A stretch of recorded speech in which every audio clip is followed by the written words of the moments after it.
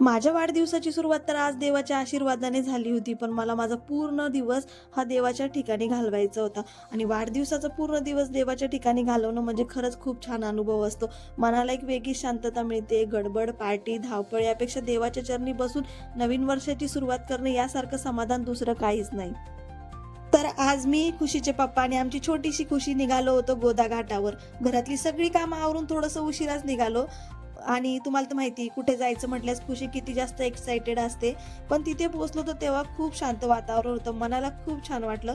खुशीचं तर तिथे गेल्यावर लगेचच सुरू झालं मला पाण्यात अंघोळ करायची.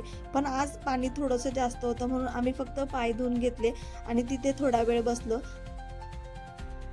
त्यानंतर मी बाजूलाच पूजेवाली मावशी होत्या तर त्यांच्याकडून ते दीपदान घेतलेलं आणि गोदामाईला दीपदान केलं.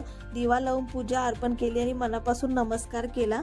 गोदामाईला दीपदान केलं की असं वाटतं आपले सगळे ताण चिंता त्या प्रवाहात वाहून जातात आणि आयुष्यात नवा प्रकाश येतो. मन अगदी शांत आणि समाधानाने भरून जातं. गोदा घाटाजवळच 2 मिनिटाच्या अंतरावर कपालेश्वर मंदिर आहे. हे नाशिकमधील अतिशय प्राचीन आणि पवित्र शिव मंदिर मानलं जातं. असं मानतात की भगवान शंकरांनी ब्रह्मदेवाचा मस्तकाचा भाग छाटला होता. त्या पापातून मुक्त होण्यासाठी त्यांनी येथे तपश्चर्या केली, म्हणून या ठिकाणाला कपालेश्वर असे नाव पडलं. कपालेश्वर मंदिरात गाभाऱ्यातील पिंडीला हात लावण्यास मनाई आहे, त्यामुळे आम्ही दुरूनच शांतपणे दर्शन घेतलं. मंदिराच्या बाहेर महादेवाच्या 2 पिंडी आहेत, तिथे जाऊन आम्ही व्यवस्थित दर्शन घेतलं, नमस्कार केला आणि थोडा वेळ तिथेच बसलो. या मंदिराची खास गोष्ट म्हणजे इथे नंदीची मूर्ती नाहीये, कारण कथेनुसार शंकरांनी इथे नंदीला गुरु मानलं होतं, त्यामुळे नंदीची प्रतिमा मंदिरासमोर ठेवलेली नाहीये. मंदिराच्या बाहेर अनेक लहान मंदिरे आहेत, तिथेच आम्ही दत्तांचंही दर्शन घेतलं. खरं सांगायचं तर देवाकडे काही विशेष मागितलं नव्हतं, पण मनात जी काही इच्छा होती ना ती आज सगळी पूर्ण होत होती.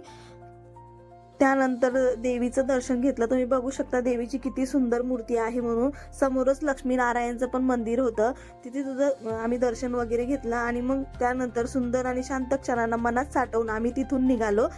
त्यानंतर आम्ही स्वामी समर्थ केंद्रात आलो. तर आम्हाला माहिती नव्हतं स्वामी समर्थ केंद्र जवळ कुठे आहे म्हणून. तर मॅपवर शोधत शोधत आम्ही या केंद्रात आलो होतो आणि तुम्ही बघू शकता बाहेरचं वातावरण किती छान आहे म्हणून. एकदम निसर्गरम्य, एकदम सुंदर अशी झाडं वगैरे लावलेली होती सगळीकडे.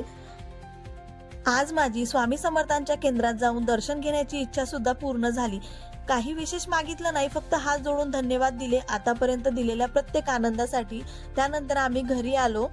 आहोंची खूप जास्त इच्छा होती की मी केक कट करावा आणि माझ्या खुशीची सुद्धा, त्याच्यामुळे त्यांनी केक आणला होता आणि वाढदिवसाचा दिवस शेवटी कुटुंबासोबत गोड क्षणांनी पूर्ण झाला. बाय.